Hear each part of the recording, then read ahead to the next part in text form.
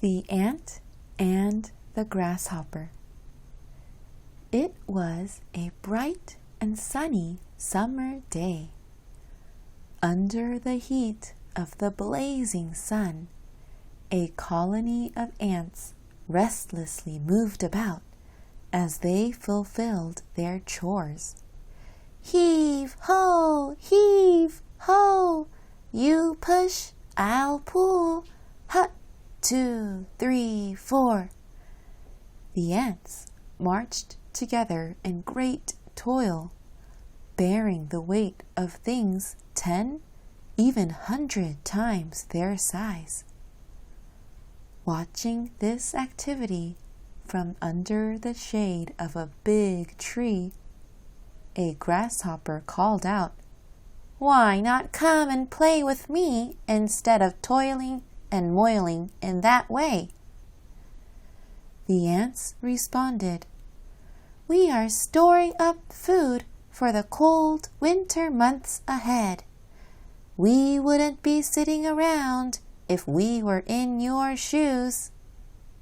"Ha! Not to worry. Why bother about winter when it is beyond the horizon?"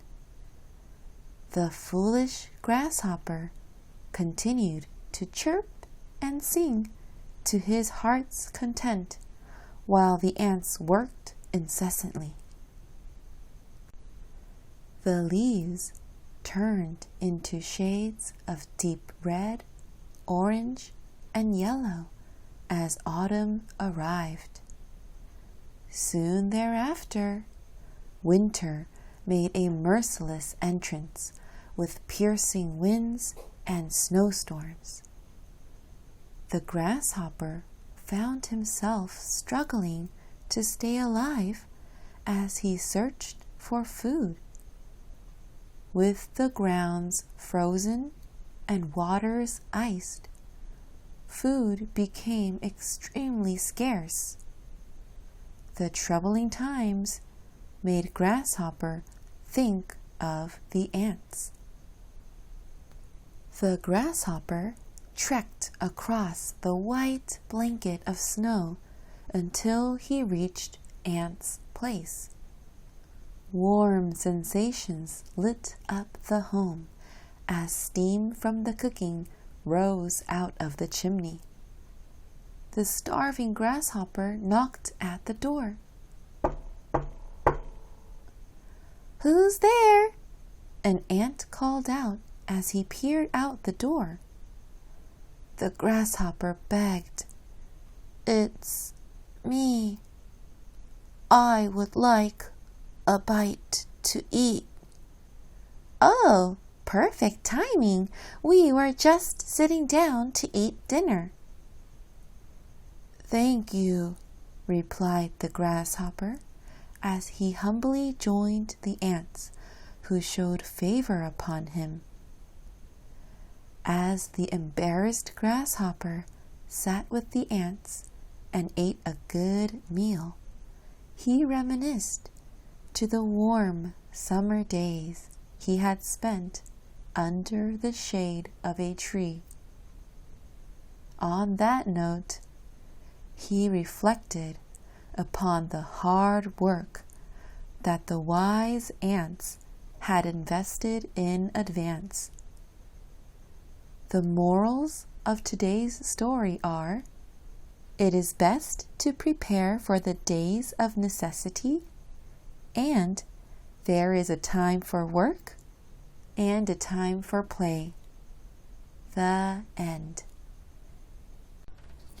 Welcome, friends, to our Good to Know corner where you can learn some more diversified English expressions and phrases. 알고 있으면 도움 될 수 있는 표현들 함께 더 살펴보아요. To toil and moil. Play with me instead of toiling and moiling in that way. When you use toil and moil as a verb, it means 부지런히 일하다 또는 힘써 일하다.